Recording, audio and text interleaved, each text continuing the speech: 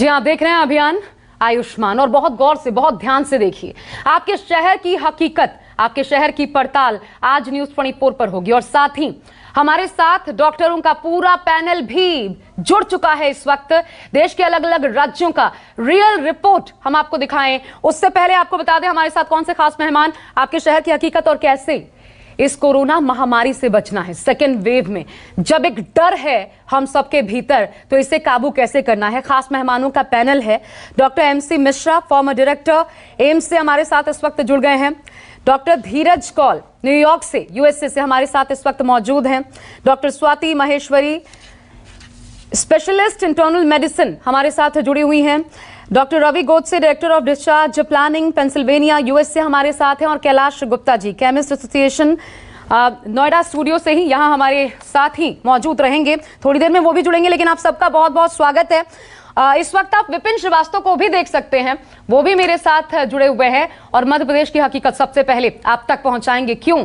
क्योंकि 6 मरीजों की जान गई है। जी हाँ, और इस बीच ये जो बड़ी खबर है वो बहुत हैरान करने वाली है। आज राज्य भर, हर राज्य की हर हकीकत कोरोना से जुड़ी हुई आपके सामने होगी। तो सबसे पहले देश में जो राज्य है पहला मध्य प्रदेश का हम रुख कर रहे हैं। वहां पर एक ऐसी खबर आई है जिसने बेचैन कर दिया है। वो खबर यह है कि 6 मरीजों की जान चली गई है और मिली जानकारी के मुताबिक ये बड़ी खबर आपकी टीवी स्क्रीन पर कि देर रात अचानक अस्पताल में लिक्विड ऑक्सीजन टैंक की सप्लाई बंद हो गई, जिससे वहां भर्ती मरीजों की और मौत का आंकड़ा बढ़ चुका है। देखिए, पहले 6 और अब 10 हो गया है। सांसें फूलने लगी। इसी दौरान 10 मरीजों की जान चली गई। इस दर्दनाक हादसे ने एक बार फिर से पूरे सिस्टम पर सवालिया निशान खड़े कर दिए हैं कि अब तक आखिर सरकारी प्रशासन कर क्या रहा था। लोगों की जान जा रही है।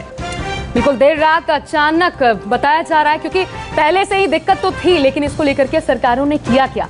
ऑक्सीजन की कमी की वजह से, अगर इस कमी की वजह से 10 लोगों की जान चली जाए तो इससे दर्दनाक इस फेज में कुछ नहीं हो सकता। वो भी तब जब हम पहले झेल चुके हैं, अभी झेल रहे हैं, लेकिन तैयारियां देखिए किस स्तर की हैं। विपिन मेरे साथ है। विपिन, जरा हकीकत बताइए, ये कैसे हो गया? आप मरीज को एडमिट कर लेते हैं, वो भी तब जब आपके पास सुविधाएं नहीं है। ये हाल है मध्य प्रदेश का।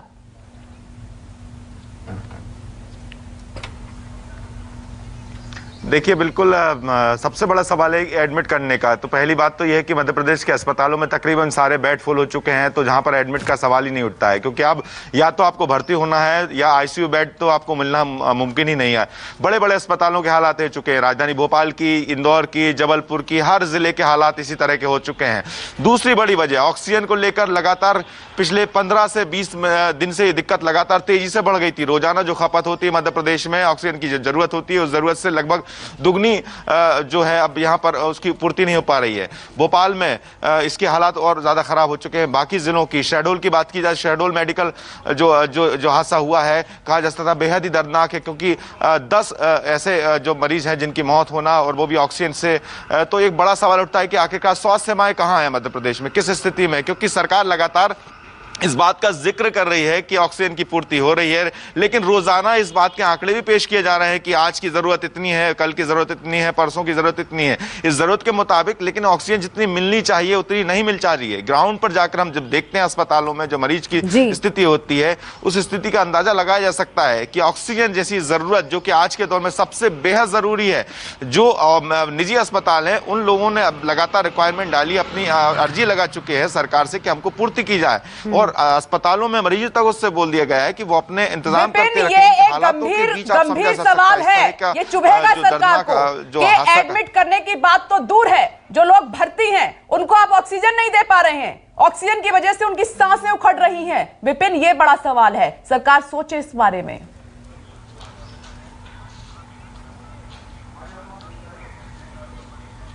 बिल्कुल बिल्कुल विपनेश, सरकार को सोचना चाहिए, बल्कि ये बेहद जरूरी है, क्योंकि लगातार इस बात का अहम होता है आज के दौर में, जहां बेड होना, ऑक्सीजन होना और रेमडेसिविर इंजेक्शन की जरूरत है, जिसके लगातार सरकार मैं यही बताना चाहता हूं कि सरकार लगातार रोजाना अपने आंकड़े तो पेश करती है कि हमने इतनी पूर्ति कर दी है, लेकिन जब हम ग्राउंड पर जाकर देखते हैं, जब अस्पतालों में जाकर देखते हैं, जब मरीजों के परिजनों से बात करते हैं, तो उनके हालात, असल तस्वीर सामने आती है कि इस बारे में क्यों नहीं सोचा गया है, क्यों नहीं सोचा गया है कि ऑक्सीजन का जब आपको पता था कि मध्य प्रदेश के हालात इतने आगे आके स्थिति खराब होनी है, तो आपने ऑक्सीजन की पहले से अपनी इंतजाम क्यों नहीं करके रखा? आप ये क्यों बिल्कुल सुधर रहे हैं? वाजिब सवाल है विपिन, मैं दोबारा आपके पास आती हूँ। ये हकीकत है, 10 लोगों की जान सिर्फ ऑक्सीजन नहीं मिलता है इसलिए चली जाती है। डॉक्टर एमसी मिश्रा एम्स से हमारे साथ है। सर, आप ही के साथ शुरुआत करना चाहती हूँ।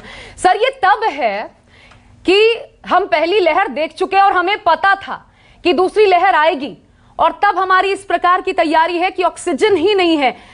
जब ये तैयारी है तो इसे कैसे देखें कि हमने बीच में जब डाउनफॉल देखा था कोरोना का, तब क्या किया? आवाज आ रही है मेरी आपको? हाँ बिल्कुल। हाँ, तो ये देखिए, सरासर लैक ऑफ प्लानिंग है, और जो अधिकारी इसके लिए जिम्मेदार हैं उनकी जिम्मेदारी तय होनी चाहिए।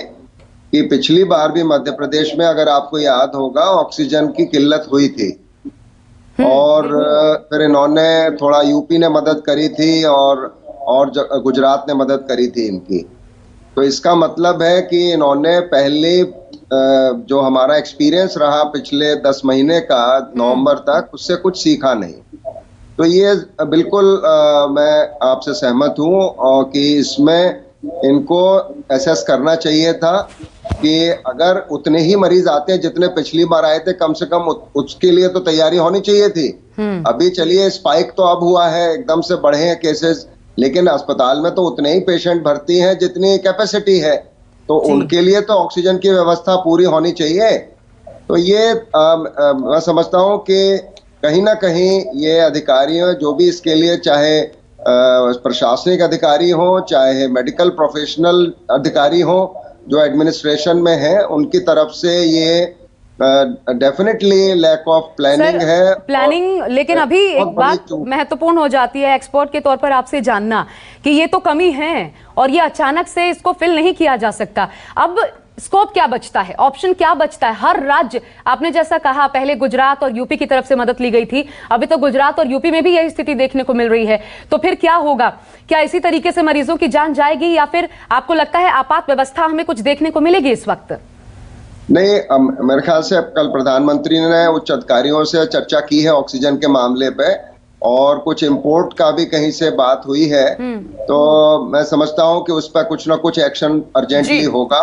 तब तक डेफिनेटली आप जो कह रही हैं वो बिल्कुल हो सकता है कि कुछ लोगों को इस वजह से जान गंवानी पड़े, ये बिल्कुल संभव है। बिल्कुल सर, आप सही कह रहे हैं कि ये बहुत बड़ा सवाल है। आगे भी चर्चा हमारी जारी रहेगी, क्योंकि आज दिन भर न्यूज 24 का ये सबसे बड़ा अभियान है, आयुष्मान लगातार जारी है। और आप देख रहे हैं, मात्र भारत से नहीं, विदेश से भी डॉक्टर हमारे साथ मौजूद हैं, सिर्फ और सिर्फ आपके लिए, क्योंकि आज जरूरी टिप्स आपको देंगे वो। एक जो जरूरी बात एमसी मिश्रा ने कही, सर आप ही के नोट पे मैं वापस शुरुआत करना चाहूंगी, क्योंकि ये गंभीर है इस ब्रेक के बाद कि हो सकता है कुछ और लोगों की जानें जाएं। अभी आंकड़ा 10 है, ये कितनी गंभीर स्थिति आप समझ सकते हैं, इमरजेंसी सिचुएशन। एक ब्रेक ले रहे हैं, वापस लौटेंगे इसी चर्चा में। आप देखते रहिए न्यूज 24।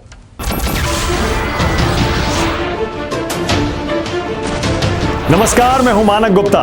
अगर आपको हमारा ये वीडियो पसंद आया हो तो इसे लाइक और शेयर जरूर करें, और हां, हमें सब्सक्राइब और फॉलो करना ना भूलें, ताकि आप देश और दुनिया की कोई खबर मिस ना करें।